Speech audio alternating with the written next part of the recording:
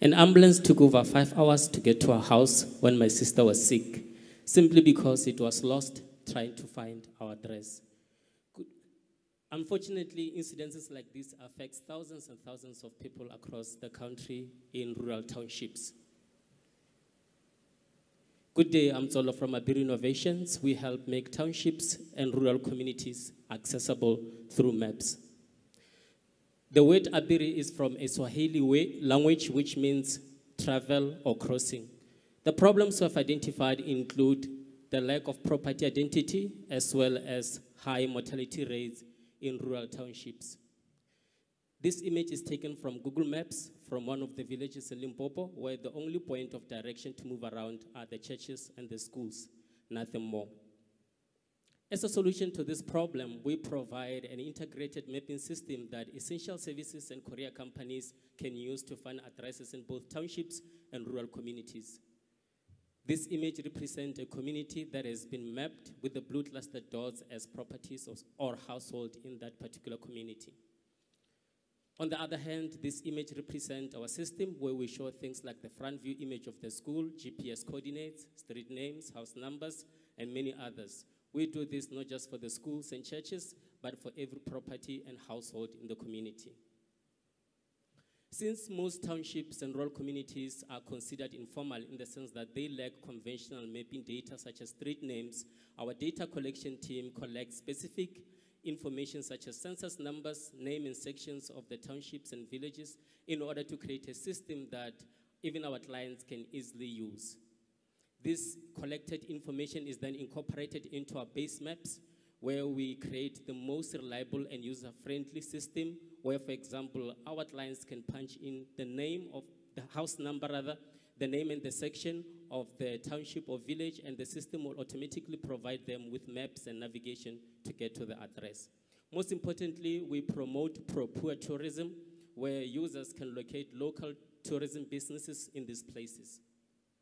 Abiri Innovations product is quite simple. We offer our maps in the form of an application. Users can find local emergency services and routes to assist in case of natural disasters or aid response. Homes, businesses, and attraction sites can also be found on our platform. Here is the size of our market, with the South Africa's courier market valued at over 25 billion rand. We are a B2B company targeting courier companies as our customers, where we'll generate revenue through pay-per-trips deliveries, customizable maps and adverts through subscriptions and pay-as-use models. Based on our potential customers' request and interest, we will prioritize major townships in Gauteng, the Western Cape, and KwaZulu-Natal, and the revenue generated from these places will be used to scale our services to other communities across the country. Our go-to-market strategy is quite simple. We use word of mouth. This is also part of our data collection campaign. We also use social media platforms and emails where, for example, on our Facebook page, we have over 500 subscribers so far. And we also engage in calls and meetings in order to reach our potential or target customers. So far, 2 villages have been mapped, covering an area size of over 5 square kilometers, as shown here with blue clustered dots. And we are busy mapping townships in Mokopane, covering an area size of about 50 square kilometers. We are the winners of the Size Booster Pitch competition, which was held in Finland, Helsinki. And as part of the winning prize, we're given a drone that is assisting with mapping. We are also the winners of the Eureka Meets Atlantic, South Africa's best SME pitch that was held in Cape Town early this year. And as the winning prize, we're given 4,000 euros, which is also helping with the mapping of the 50 square kilometer in Mokopane. Most of our competitors are multinational corporations with global footprint, but only Abiri Innovations create property identity for rural townships. We are a highly driven team of 8 with combined experience of 23 years, ranging from GIS to business development. We are looking for investment of 1 million rand, and this money will be used to map 2,500 square kilometers of townships and rural communities in this country. We will also use it to build a database which will enable us to go to market. We are an innovative company as such. We have recently also introduced a service called livestock tracking and monitoring, where we have over 15 paying customers and about 20 confirmed awaiting orders. Thank you very much.